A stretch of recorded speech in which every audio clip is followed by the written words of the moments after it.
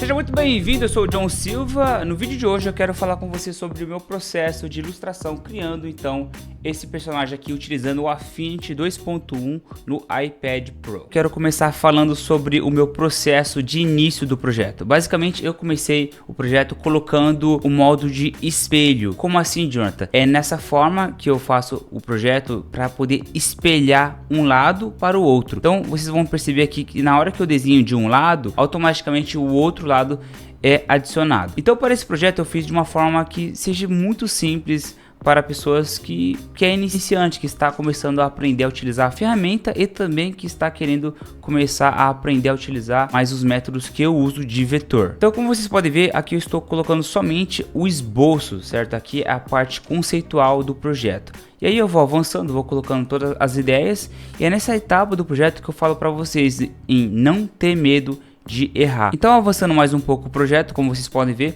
aqui eu estou colocando um pouquinho mais de detalhes que vão dar mais textura para o personagem. É a parte de textura que muitas pessoas acabam adicionando muito detalhe e acaba tornando o design muito pesado, cheio de informação. Então eu tento o máximo possível ver como que tá todo o visual, pensando em silhuetas, certo? É assim que eu vejo. E aí eu decidi montar aqui, colocar um tipo de um violão, certo? Para o personagem, para dar um pouquinho mais de contexto, para tornar ele ainda mais interessante. E assim, pessoal, você que tá querendo aprender a utilizar a ferramenta ou até mesmo entrar na área, eu tenho esse conselho para te dar. Comece sempre fazendo coisas o mais básico possível. Aqui eu estou utilizando, como você pode ver, formas bem mais circulares ou quadradas. Aqui eu não estou utilizando muita coisa avançada, certo? Aqui nessa etapa do projeto, o que eu fiz? Eu basicamente apaguei um pouco tudo que eu fiz de esboço. E aí eu dou início então à etapa de line art, que é basicamente a definição de linhas. E aqui então eu vou começar meu processo de line art. Basicamente é aqui que eu vou definir as formas que eu quero para esse projeto aqui. Você pode ver que toda hora eu vou apagando as linhas porque eu quero ter umas linhas um pouco mais consistente e uniforme. E é por isso que eu indico vocês sempre a fazer linhas mais longas e rápidas, porque aí você evita com que essas linhas que estão aqui, elas ficam daquele jeito que eu fiz inicialmente, que estava uma linha bem cabeluda, tá vendo? E se você está começando agora, você provavelmente já sentiu dificuldade em utilizar a ferramenta da caneta, que é aquela ferramenta que você clica e arrasta e reza para o negócio ficar bom. Nesse caso, eu decidi fazer então essa aula em específico justamente para ajudar iniciantes a construírem os seus próprios projetos. Exatamente por isso que nesse projeto que eu havia feito, eu havia blocado o personagem com retângulos. Você vai perceber que eu só utilizo retângulos aqui. Então você pode ver que o personagem ele tem o chapéu redondo, o corpo é redondinho, até mesmo o vaso aqui você pode ver que tem as bordas redondas. Mas nem por isso eu utilizei o círculo, estou utilizando somente o quadrado. A partir do quadrado você consegue criar qualquer forma basicamente, porque nós temos então 4 pontos, que são as 4 vértices. E aí nesse caso eu comecei a deformar, certo? Eu primeiro converti todos os quadrados em curvas livres. Aí você pode perceber que eu peguei essa curva e abri ela, tá vendo? Fazendo isso, a conversão de Convert to Curves, você consegue manusear a curva de forma livre. E olha só como que eu vetorizei essa parte do chapéu. Eu fui lá, apaguei esses 2 pontos, certo? Que estão aqui, como vocês vão ver. E aí eu vou converter basicamente o ponto do meio como curva. E aí eu vou lá e abro o shape, tá vendo? É assim que eu faço o resultado, convertendo o shape para curvas. Em seguida, vocês vão ver agora o método que eu utilizo para poder trabalhar com esses quadrados que são mais arredondados, certo? Olha só, o que eu faço basicamente? Eu seleciono todos os nodos, como vocês estão vendo aqui agora. Eu faço toda a seleção e aí eu clico aqui em cima para poder converter em curvas. Aí você pode me perguntar, mas Jonathan, dá para fazer isso no Corel ou no Adobe Illustrator? Dá sim. O que eu estou te mostrando aqui é mais metodologia e técnica. Não é apenas utilizar o Affinity, certo? Então olha só, essa aula aqui serve para todo mundo que quer aprender a utilizar os meus métodos de vetorização. Aí chegando nessa etapa você pode melhorar ainda mais as curvas, como vocês podem ver, estou ajustando e adaptando a curva conforme a ideia que eu havia feito. Tá vendo? Eu selecionei, depois fui lá em cima, cliquei e converti o que era quadrado em curvas. Ele ficou esse quadrado bem arredondado, certo? Depois disso eu fui lá, fiz a mesma coisa para os próximos vértices, basicamente. Aqui eu cliquei embaixo e converti em curvas. Quando você chegar nessa etapa, você vai perceber que você vai estar na etapa da silhueta. Silhueta é esse resultado que você vê como um todo, é como se fosse uma sombra.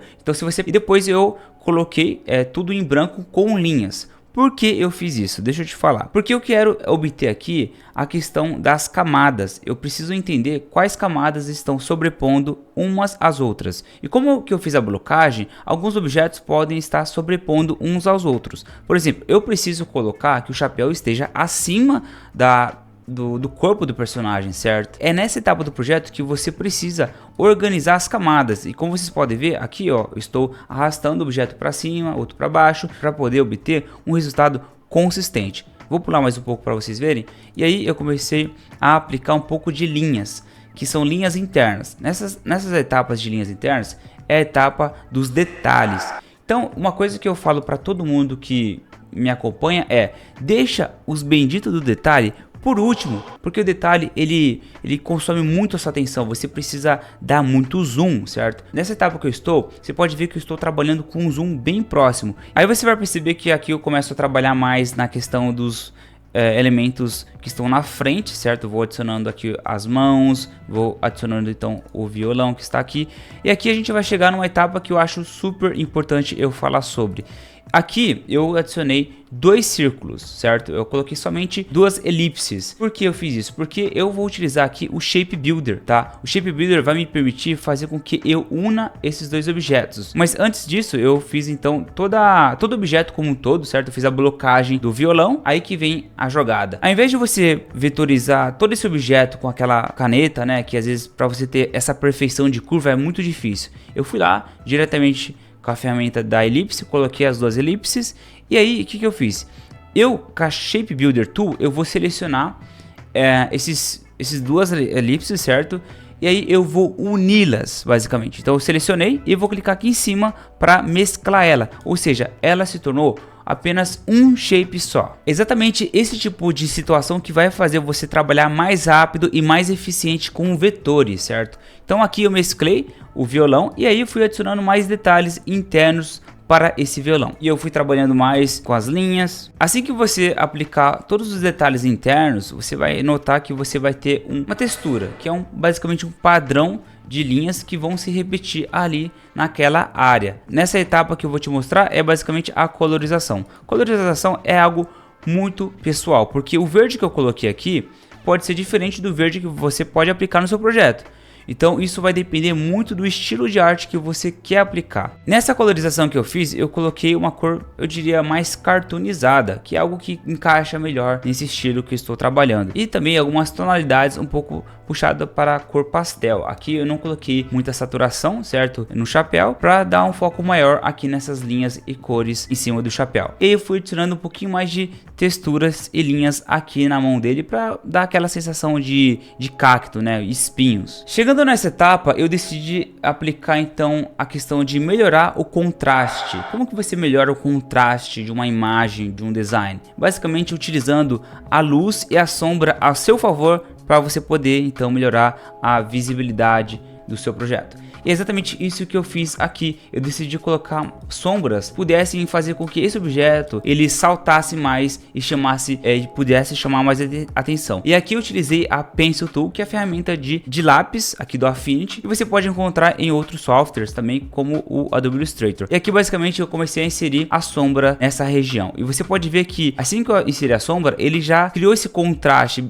entre o objeto de cima e o objeto de baixo. Depois disso, vocês vão perceber que eu comecei a colocar mais, apliquei nessa área e também nessa área aqui de baixo. Se eu apliquei sombra nessa área, obviamente eu preciso aplicar também nessa área que está aqui, porque se a luz está batendo nessa área, a outra área terá a sombra. Então, basicamente, a sombra é a ausência de luz. Então, se aqui não tem luz, a gente vai gerar a sombra. Mesma coisa aqui nessa área, eu fui lá e adicionei sombra embaixo do chapéu, justamente para adicionar um pouco mais de contraste nessa área do rosto. Então, como você pode ver, o meu processo ele é bem simples e direto a solução, certo? Eu sempre procuro tentar encontrar um balanço para tornar o design ainda mais interessante. E aqui, como vocês podem ver, eu estava consertando, por exemplo, a sombra aplicando internamente dentro da mão. E aí eu fui lá, peguei a mesma cor que está no corpo e apliquei aqui justamente para poder ter esse resultado aqui que eu estou mostrando agora. Então adiante vocês vão ver que o design ele se tornou isso aqui, e aí eu fui aplicar um pouco mais de sombras em cima e depois finalmente eu apliquei o contorno em branco para ter esse resultado aqui como se fosse uma figurinha. E olha só pessoal, você não precisa utilizar o Affinity Designer para chegar nesse resultado. O que muda de uma ferramenta para outra são apenas a questão das funcionalidades. Aqui no Affinity eu consigo trabalhar tanto com o desenho quanto com o vetor. Para você tornar o seu trabalho mais rápido e mais profissional, o quanto você é organizado em cada etapa do seu projeto. Como você viu aqui nesse vídeo, eu fui do começo da ideia e depois eu fui lapidando ainda mais a minha ideia para a vetorização. Se você tentar vetorizar a ideia logo de cara, e se você não gostar depois, você vai ter que refazer tudo de novo. É isso que vai atrasar o seu trabalho, a sua entrega. Isso vai tornar o trabalho muito frustrante. E por último, se você gostou desse vídeo, já deixa seu like aqui, comenta aqui o que você achou. E por último, entra lá no Discord da Vetorize, é de graça. Você pode tirar suas dúvidas e interagir com toda a comunidade. Bom, isso é tudo por agora pessoal, e te espero então no próximo vídeo, que a gente vai falar muito mais sobre arte, design e Affinity. Até a próxima e tchau, tchau.